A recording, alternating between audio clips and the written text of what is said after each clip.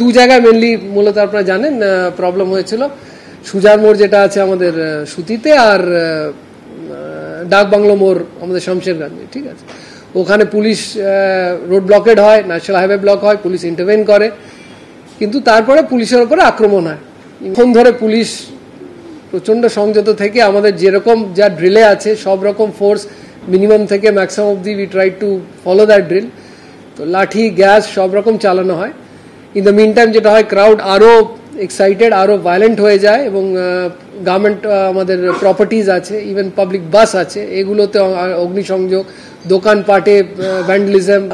By যেটা হয় round 3 ঘন্টা এরকম চলার পরে পুলিশের ওপরে প্রচুরভাবে অ্যাটাক হয়ে যায়। Then to save property and life of people as well as the police personnel, 4 round কালকে সুজার মোড়ে আমাদের পুলিশ 4টে রাউন্ড ফায়ারিং করে, এবং আমাদের কাছে খবর আছে 2 জন তাতে ইনজার্ড আছেন, 15 জন আমাদের পুলিশ ইঞ্জুরি আছে, তার মধ্যে কয়েকজন হাসপাতালেও আছেন। এবার কালকে ভালো ইঞ্জুরি হয়েছে, গুরুতরভাবে দে হ্যাভ বিন ইনজার্ড। যেটা বললাম, এইসবের পরে দ্য লাস্ট রিসর্টে police to disperse that crowd which was not coming under control, 4 rounds firing was done by police yesterday evening এ যেটা কথা বলছি। সংশোধিত ওয়াকফ আইনের প্রতিবাদে রণক্ষেত্র মুর্শিদাবাদের সুতি, ধুলিয়ান বিভিন্ন এলাকা যেভাবে অশান্ত হয়ে উঠেছে আপনাদের সামনে রেখেছি একের পর এক ছবি।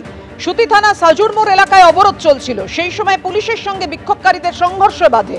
এই অশান্তি চলাকালীন গুলিবিদ্ধ হয় 7ম শ্রেণীর এক ছাত্র।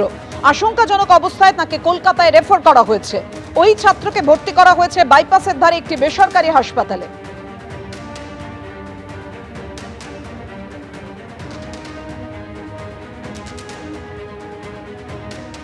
পুলিশ প্রশাসন লাঠিচার্জ করে, গুলি কাঁদানে গ্যাস ছাড়ে, পুলিশ গুলি করে।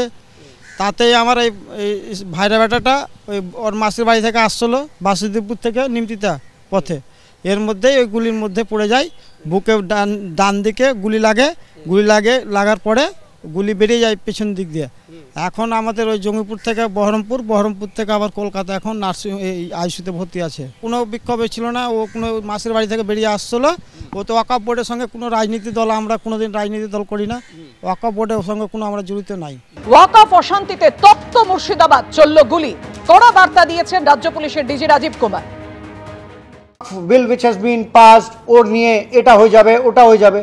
People have to understand the reality, people have to understand things and then react.